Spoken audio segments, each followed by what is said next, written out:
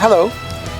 The subject today has to do with 5 secrets to master patient communication. Patient communication is something that's important, obviously, because it deals with the day-to-day activities of everything that we need to do. Patient communication is also important because if you think about it, this is what connects you to the patient and builds a relationship which will eventually grow. So, what are those 5 secrets and what are the steps that are recommended in order to master the patient communication, in order to make sure that you establish a relationship which will be long-lasting? You have to remember that each and every single successful clinic is based on 2 things, and 2 things only. Number 1, the relationship you have with the patient. Number 2, the relationship you have with your staff. If you communicate properly at all times with your patients, and you're able to do the same thing with your staff, you will grow your clinic exponentially, continuously, and it'll always be successful. So let's talk about these patient communication and how to master that and what do we have to do in some of the things. The very first thing is that you have to identify with the patient's specific condition, meaning that know what the patient has. Don't speak about your clinic or your program or the importance of anything that you have in your clinic. Often doctors will spend time saying, this is what I do, this is who we have, and this is what we've got, and let us tell us, trying to impress the patient. Don't impress the patient. When you're impressing the patient, what you're trying to do is you're building a valley, and it will not be close to them. It will not be good to them. It will not be anything at all that you wish to happen. What you need to do is you need to create a bridge. And instead of impressing them, express yourself. When you express yourself, you're creating a bridge between you and them. And speak about the importance of their well-being. How important it is for them to be healthy. And how important it is for them to live a life of health, of goodness, of activity. That's what it's all about. If they are happy, and if they feel confident in themselves, and if they're happy with what they do and how they live, then they'll live better. They'll be better people. By being a better person, they'll of course affect many more people. And that's what life is all about. Not about me, but about them. So that is the number 1 secret of mastering patient communication.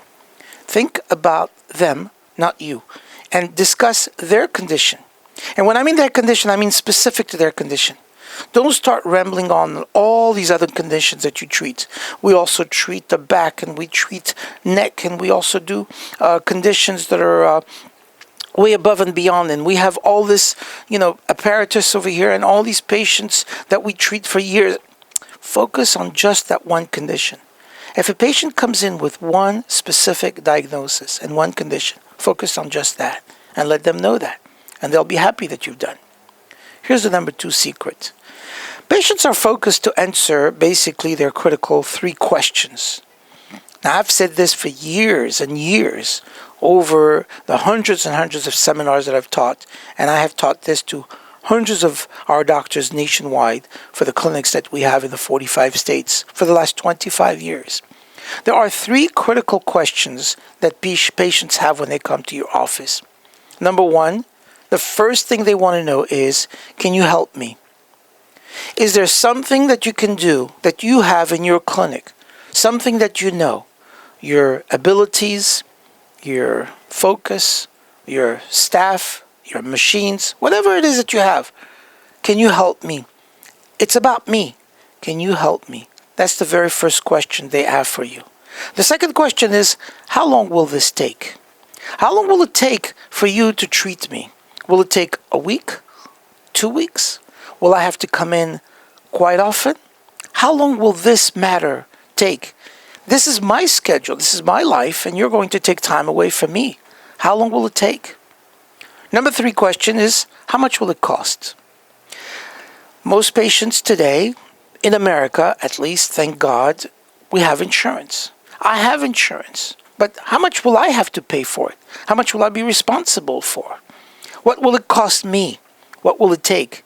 And even if you accept my insurance, there are deductibles and co-pays to be considered. And how long will that be for me to be able to pay this off? Is there a certain amount of money which I'm going to have to pay above and beyond what we're being charged? So 3 critical questions that the patients have. Can you help me? How long will it take? And how much will it cost? You must remember this at all times. This is something which is critical to the growth of your clinic and critical and crucial for you to be successful in your practice. Here's number 3 secret to master patient communication. You have to be patient. You have to be patient. Some of the patients don't understand what it is that you're talking about. Think of it when you walk into a new place. Imagine you're traveling to another city and you walk into the new place. You have no clue where anything is, and you look around. You're facing this direction and that direction, and you don't know what it looks like. And you're impressed by everything that you see because it's all new to you. Think of that when a new patient comes to your office. They've never seen you, never met you, don't know anybody in the office. They're seeing a lot of posters and notifications and all kinds of things that they have to see all around. And patient education brochures, hopefully, all these things. And they don't know. And they're questioning you. They're testing you. They're figuring out, is that something that matches my needs? Is this office fulfill what I'm here for? And that's where they're going to be. So when they come in, they're a little frazzled. They're a little uncomfortable. For sure, they don't know. And they ask the question, what will it be? How long will that take? And so that question is where you have to be patient. Be patient with them. Another thing that's important about the patients, and that is give them the time to understand what it is that you want them to do. Explain it to them. You may have to explain it to them at a much lower educational level. When you mention things like a foramina, they have no clue what that means. To you, it's just a common word. But to them, they don't know. Explain it to them in a way that makes sense. Explain it to them in a way that is practical so that they can comprehend it, so they can digest that information. Here's number 4. This is probably one of the most important of those 5 secrets to master patient communication. Number 4 is by far something which I always believe in everything that you do. Give more than you get paid for. Give them more than you get paid for. Whatever it is that you're going to get paid. And I know that most of you are doing quite well. Those of you that are doing phenomenally well, you should be grateful for what you have. It's a privilege to be a doctor. It's a right to practice because you have a license, but it's a privilege because you now have the opportunity to help someone else be better, feel better, eat better, walk better, sleep better, all of those things. And it's given in your hands. You've been given the opportunity to heal someone else. And therefore, you have to use this ability to the best of your abilities, to the best of yours, to give it to them. Because they deserve it. And you have to be there for them. So give them more than you get paid for. You may say, well, what about the patients that don't pay? What about the patients whose reimbursement are even less? Those people you want to treat even better. Make them feel greater than they are.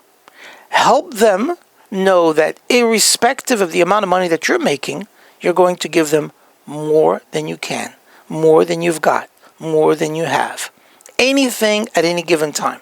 Make them feel greater than they are and give them more than you have. By helping another feel better about themselves, you will get everything that you need. It is a given, known fact. If you help someone else get what they need, you will get everything that you want. It's just the way life is, just the way things are. All right. Here's the last one of the secrets. Number 5. Be genuine.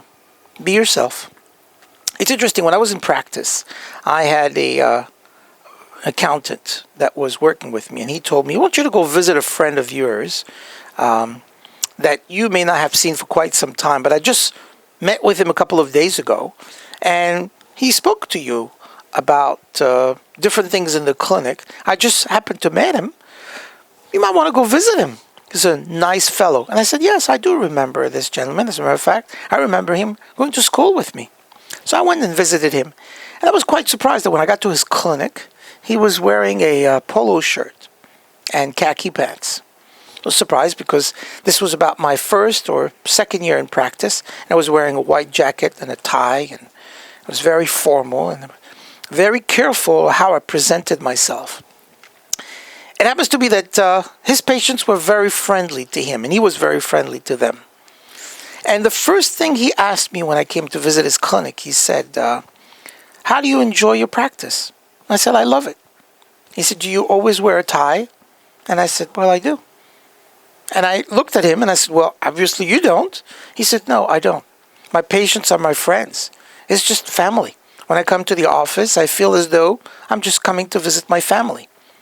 I loved that so much that I went back to my office, took off my tie, took off the white jacket, put a name label on my shirt, hanging on the little side of my pocket, and that was the end of it. Never went back to it. Why? By being yourself, you're making them feel comfortable.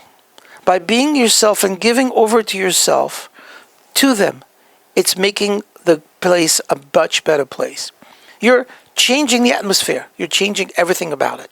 And this is what is so comfortable about a beautiful practice. It's not just the fact that the doctor's a great doctor, the fact that everybody in the office is smiling and helpful and always supportive. Not just that. It's the fact that when you come in, you feel that this is your own family, that you're visiting your own home, that you're visiting relatives in their home or in your home. Think about that. Think what it would be like if every day you came to the office and you felt as though you went to visit some friends. How fun would that be? This is what your practice should be. So, let me recap quickly. 5 secrets to master patient communication. Number 1, make sure that you identify their specific need and conditions. Not about your clinic, it's about them. Number 2, patients are focused on 3 critical questions. Make sure that you pay attention to that. First question is, can you help me? How long will it take? And how much will it cost? This is important. Focus on their question, not yours. It's about them. Number 3, be patient with them. Take your time. Number 4, give more to them than you get paid for. Last but not least, be genuine and enjoy the practice. I hope this was helpful, and I hope this at any given time gives you more information. We appreciate your call, certainly appreciate your support. If you have a question, feel free to call me at 888-67-DAHAN, 888-673-2426, or you're welcome to email your questions at drdahan@dahanlive.com. I look forward to hearing from you. Thank you. Please subscribe to my YouTube channel and click the notification bell to get my latest update.